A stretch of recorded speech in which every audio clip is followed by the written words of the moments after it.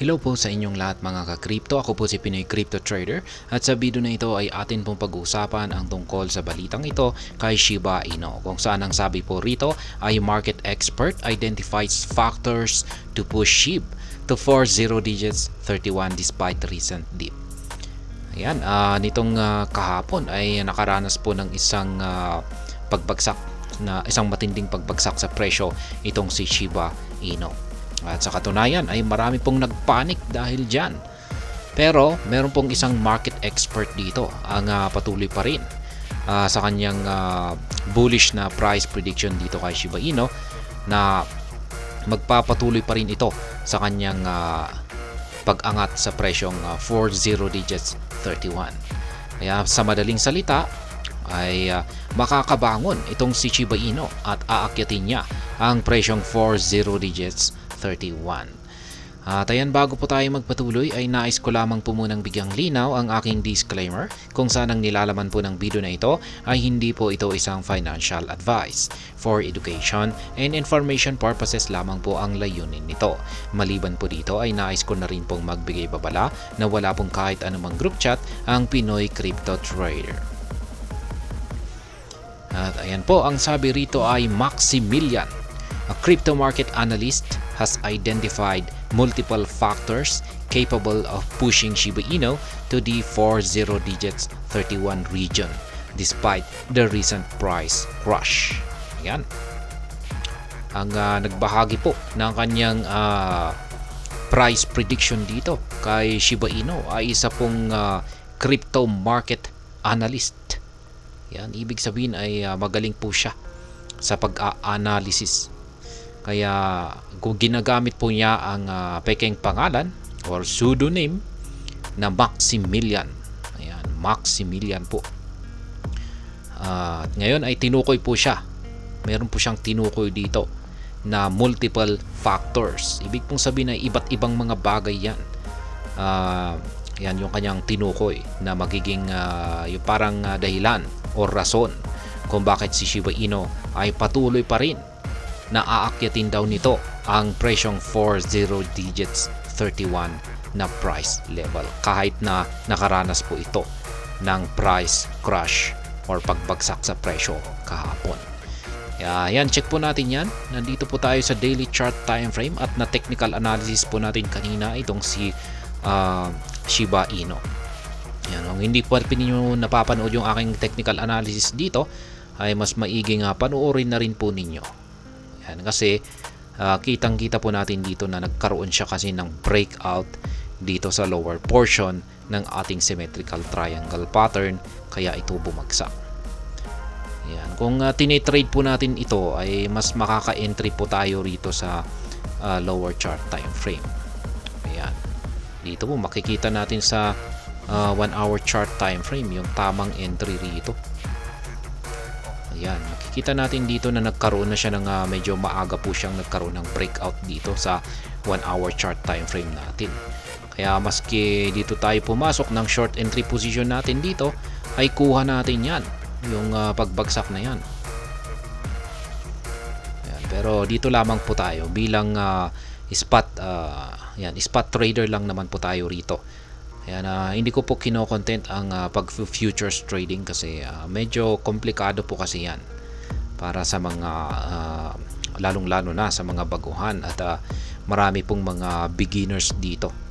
Kaya yan, mas magandang mag-umpisa muna tayo rito sa pag-i-spot trading kasi mas simple po yan. Kung nasanay na po tayo sa pag-i-spot trading ay saka pwede po tayong mapunta sa pag-futures trading. Pero ayan, kaya stick muna tayo dito sa daily chart time frame.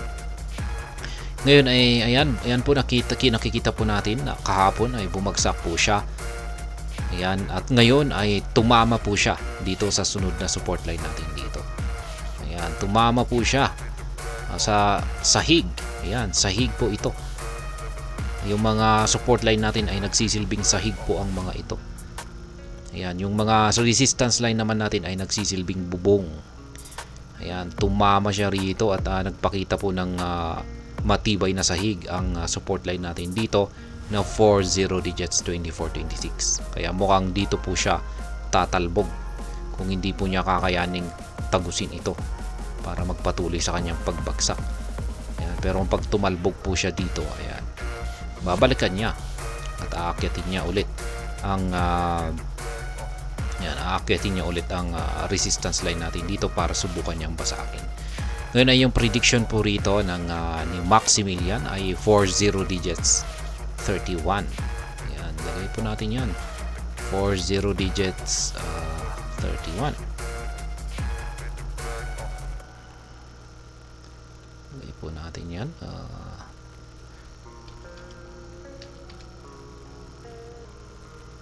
Ayan, hindi po niya linagay kung kailan magagawa ng akyatin ni Shiba Inu ang presyong ito. Pero basta ayon po sa kanya ay makakabalik daw po si Shiba Inu sa presyong ito. Ayan, hindi po siya nagbigay ng timeline kung kailan. Lagyan natin ng price level.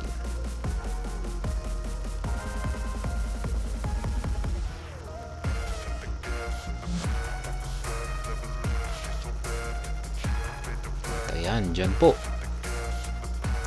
Yan po ang prediction ni Maximilian dito. Pagkatapos daw po niyang magkaroon ng recovery ito, pag makaka-recover po siya siguro dito, ay babalikan niya.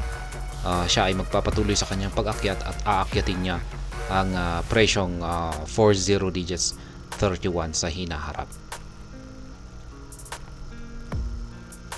The broader crypto market witnessed one of this year's most substantial slumps yesterday, with most cryptocurrencies seeing double-digit losses over a 24-hour time frame.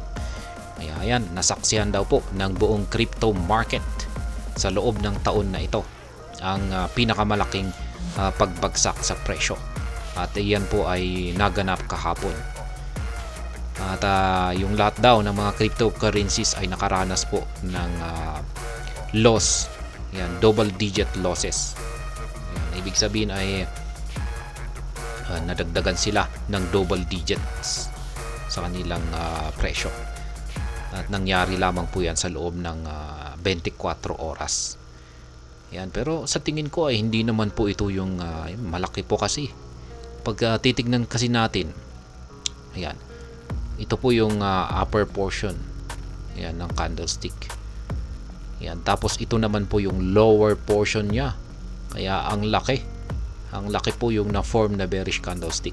Pero kung pag ikukumpara naman po natin sa ibang mga candlestick dito, ay meron naman po siyang kapareho rito ng sukat. Yan, mas matindi pa yung nabuong candlestick dito noong kailan ba ito?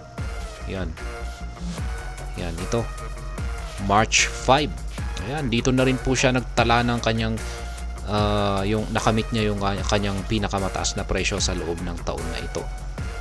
Yung mapapansin natin, ayan, dyan po yung pinakamataas na nagawa niyang akyatin, ang 40 digits 4567. Tapos ito naman po yung pinakamababa. Ayan, yung 40 digits 2555. Yan naman po yung kanyang lowest price, highest price. Pero ang laki ng candlestick na yan kumpara po sa nabuong candlestick kahapon na yan, mas maliit yung kanyang sukat.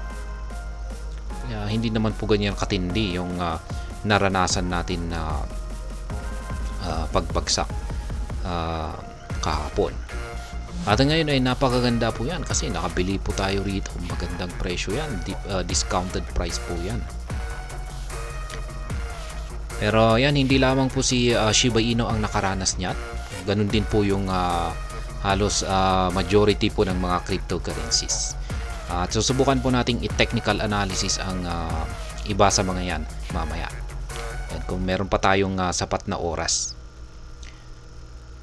At ayan, factors that could push Shiba Inu higher. Yan, malamang ito po yung gusto nating malaman dito. Yan, base dito sa prediction ni Maximilian. Ayan, sa tingin ko lalaki po itong si Maximilian. Kaya tawagin po nating Ginoong Maximilian.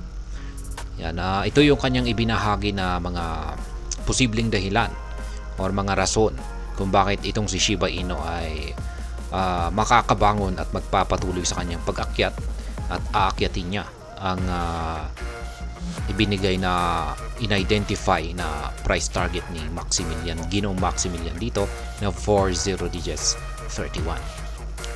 However, market analysts see this drop as a mere retest of Shiba Inu's low, which could lead to a major price upsurge. Kaya ayan, base po sa pananaw ni Ginoong Maximilian ay yung pagbagsak na ito ni Shiba Inu, yan, ang tingin niya lamang daw po ay ito ay isang retest, isa lamang daw po itong correction. At mukhang dito po siya magkakaroon ng correction or retest dito sa ating support line dito sa 40 digits 24.26. Ayan, at pagkatapos niyan ay makaka-recover at makaka-recover yan kung yan lamang po ay isang retest. In his latest trading view analysis, Maximilian revealed that SHIB bulls have continued to hold onto their tokens despite the persistent downturn. This is a factor that points to a looming recovery. Ayan, ito po yung isang magandang balita rito ayon kay Ginoong Maximilian. Kasi yung mga bulls, yan, mga SHIB bulls ay patuloy pa rin po sa kanilang pag-hold sa kanilang mga Shiba Inu tokens. Yan. Ibig sabihin ay majority po ay hindi naman po sila nagpanic. Yan, patuloy pa rin po sila sa pag-hold sa kanilang Shiba Inu tokens. Malamang ay yung talagang nagpanic lang ay yung mga baguhan talaga. Yung mga wala pang gaanong karanasan dito sa pag-i-invest dito sa mga cryptocurrencies. Sila po yung madalas na nagpapanik dito. Konting bagsak lang ay ayan na, nagpapanik na. Pero yan, majority po ay talagang nag-hold naman ng kanilang tokens. Ayan, ayon po dito kay Ginoong Maximilian. Kaya nagpapakita po ito na makaka-recover kaagad itong si Shiba Inu.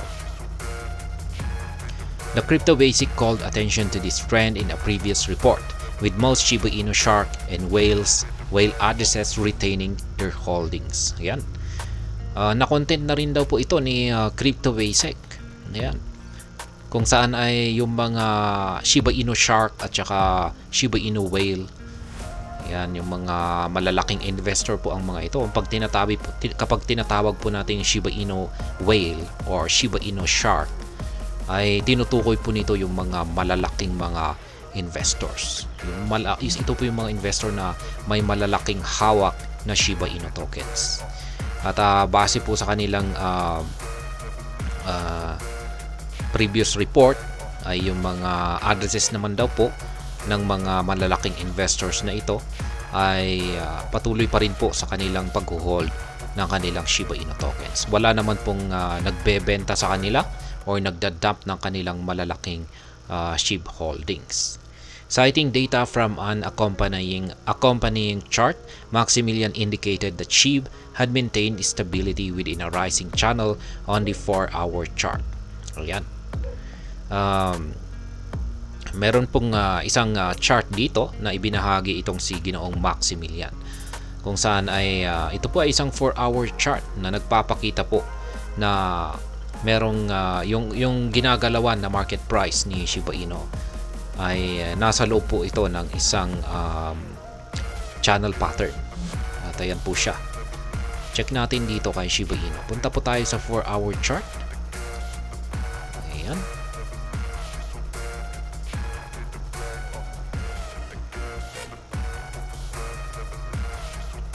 Our chart po ito.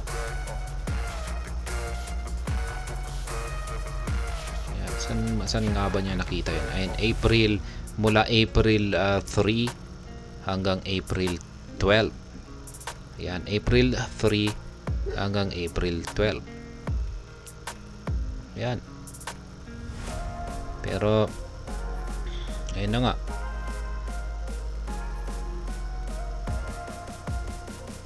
Bakit iba yung kanyang pattern dito? 4-hour chart, ayan naman, tama. Binance, pero bakit kakaiba yung kanyang chart dito? Ayan, Binance na rin po yung gamit natin, yung mga datos natin dito. Ayan, wala siyang ganito.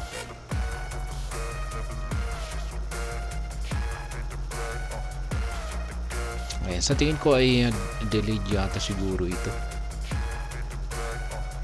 Ayan, yung 12. Ito na po yung bumagsak po kasi. Ayan.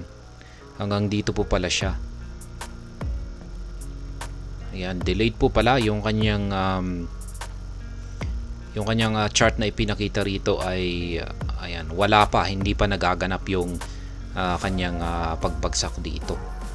Ayan, hindi pa nagaganap yung ito. Ayan, hanggang dito lamang yung kanyang chart. Hanggang umabot lamang po rito. Ayan, wala na yung ito. Ayan, kaya yung kanyang channel pattern dito, yung nakikita lamang po natin ay dito yan. Ganon din po yung lower portion ng ating symmetrical triangle pattern dito. Ayan. Yan po yung kanyang channel pattern dito. Kaso nagkaroon ng breakout dito sa lower portion. Ayan, ganyan na rin po. Shiba Inu sees increased volume. Yan, ito pa yung isang dahilan dito ni Ginoong Maximilian kung bakit itong si Shiba Inu ay agad na makaka-recover at aakyatin yung kanyang sinet na price target na 40 digits 31. Ayan, sabi niya rito ay another factor contributing to Maximilian's optimism is the sustained increase in volume, which confirms that market participants have continued to show interest in Shiba Inu. Ayan, ibig sabihin ay tumataas daw po yung trading volume nitong si Shiba Inu. Nagpapakita lamang po ito na ang mga market participants o yung mga traders or investors ay patuloy pa rin po na nagpapakita ng interest dito kay Shiba Inu. Check po natin yung kanyang coin market cap.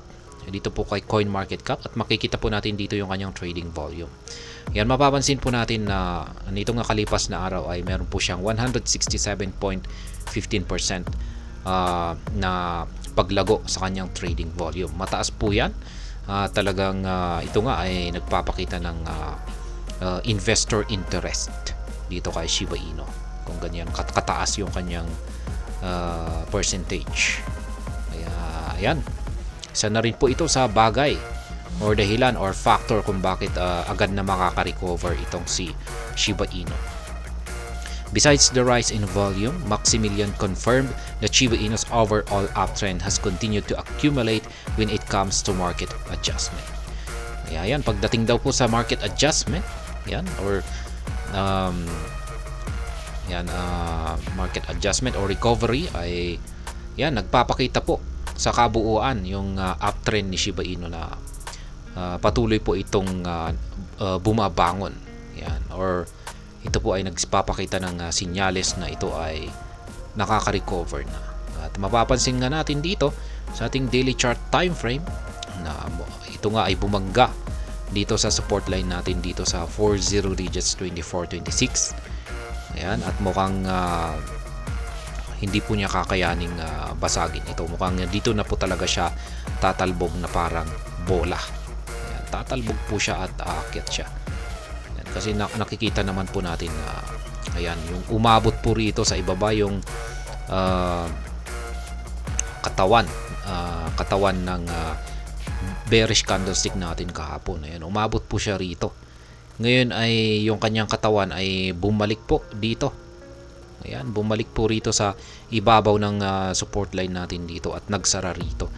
Papakita po talaga yan na kapag ganyan po yung nangyari, isang mahabang karayom yung nabuo rito ay nagpapakita po yan na matibay yung support line natin dito.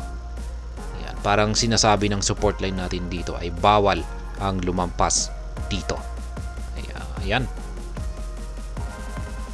SHIB eyes the 40 digits 3 level. Ayan. Sabi rito ay yung target daw, sunod raw na price target ni Shiba Inu ay ang 40 digits 31 na ayan, nandito. Ayan, kung magagawa po niyang akyatin yan ay syempre kakailanganin po niyang basagin yung resistance line natin dito na 40 digits 27.76 at maliban po dyan ay yung trend resistance line naman natin dito na upper portion ng ating symmetrical triangle pattern bago niya marating ang price target natin na 40 digits 31. Maximilian expects the price to stabilize once it enters this channel, with a bounce of the support potentially serving as a push toward the upper trend line of the channel. This could take Shiba Inu to 40 digits 31.95. Kaya ayan, balikan po natin ulit yung kanyang chart dito. Ayan, kung aakyatin daw po niya yung upper portion ng ating channel pattern dito, ay dito po niya magagawang akyatin ang price target na 40 digits 31. Ayan, balikan po natin ulit yung 4-hour chart natin. Ayan po ulit, kung lagay po natin ulit yung channel pattern natin dito. Ayan,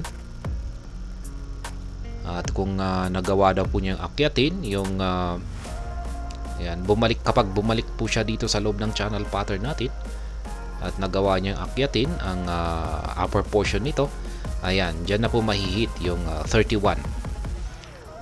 40 digits 31 na price target. Ayan, kaya inaasahan po ni, malamang ay inaasahan ni Ginoong Maximilian na ganito yung mangyayari. Ayan, malamang ay mula rito sa kasalukuyang presyo nito ay babalik po siya dito sa loob ng symmetric itong parallel channel natin dito. Ayan, tapos aakyatin niya hanggang dito sa upper portion niya ulit dito. At yan, dito na po niya patatamaan ang price target ni Ginoong Maximilian na 40 digits 31. Ayan, hanggang dito na lamang po tayo sa video na ito. Sana po ay inyong nagustuhan ang aking paliwanag dito. Kung inyo po itong nagustuhan, ay pakiclick lamang po ang like button nito. Para naman po sa mga bago lamang dito, kayo po ay aking inaanyayahan para mag-subscribe. Pakiclick na rin po ang bell icon nito dahil ito po ang siya magsisilbing notification nito sa mga bago kong videos na aking pong ina-upload sa aking YouTube channel na ito. Marami pong salamat sa panonood, ingat po tayo lagi at God bless po sa ating lahat.